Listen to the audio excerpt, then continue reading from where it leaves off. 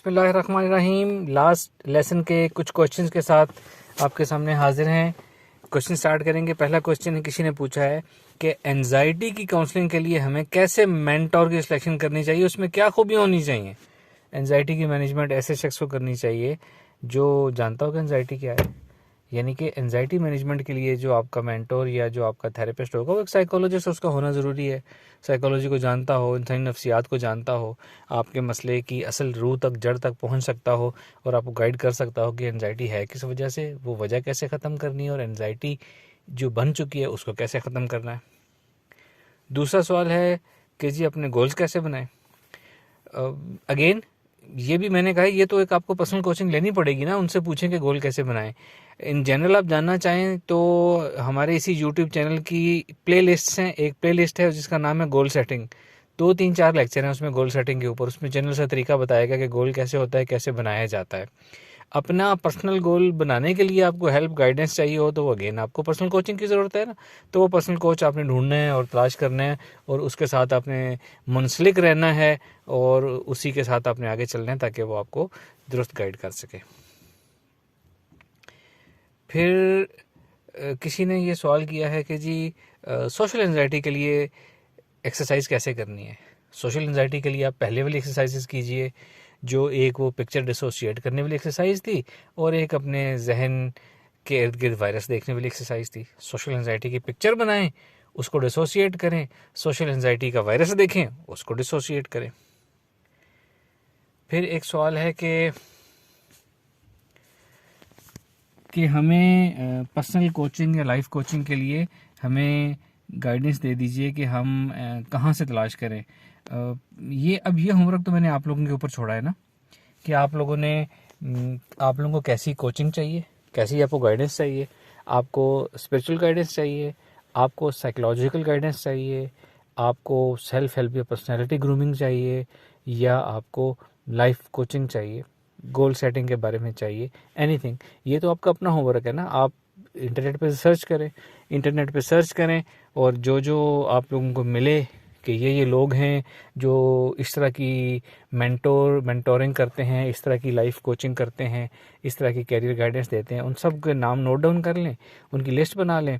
उसके बाद उनको आप सुने, यूट्यूब पे हर एक मौजूद होता है, उनके लेक्चर सुने, उनकी चीज़ें सुने, वो कैसे बताते हैं, लोगों को कैसे गाइड करते हैं, उनका तरीकाकार कैसे होता है पब्लिक डीलिंग का।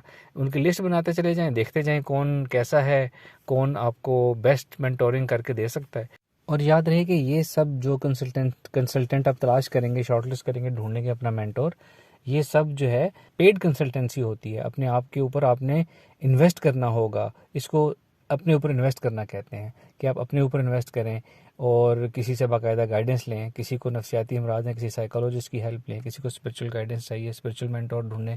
किसी को लाइफ कोचिंग चाहिए, गोल सेटिंग के बारे में गाइडेंस चाहिए। तो ये सब पेड कंसल्टेंसीज होती हैं, अपने ऊपर ये खर्चा करना पड़ता है और तो ही आपकी ज़िंदगी किसी लाइन पर आती है। और मेंटोर का इंतखाब सोच समझ कर करना है और जिसका भी इंतखाब सोच समझ कर करें उसके साथ आपने फिर लंबे अरसे चलना है, अनलेस ही और she proves himself herself otherwise के उस काबिल नहीं था। और जब आप रिसर्च करेंगे, होमवर्क करेंगे, जब आप गूगल करेंगे, यूट्यूब करेंगे, आजकल तमाम ऐसे मेंटोर्स, मोटिवेशनल स्पीकर्स, कंसल्टेंट्स की अपनी अपने चैनल से वीडियोस होती हैं, सब गुफ्तगू कर रहे होते हैं, सिखा रहे होते हैं। तो जब आप उनकी कुछ तालीमात, कुछ वीडियोस, कुछ उनके लेक्चर सुनते हैं ना, तो आपको खुद ही आइडिया हो जाता है कि जी कौन किस काबिल है और किसके पास कितना इल्म है, कितना स्किल है, वो कितना डिलीवर कर सकता है।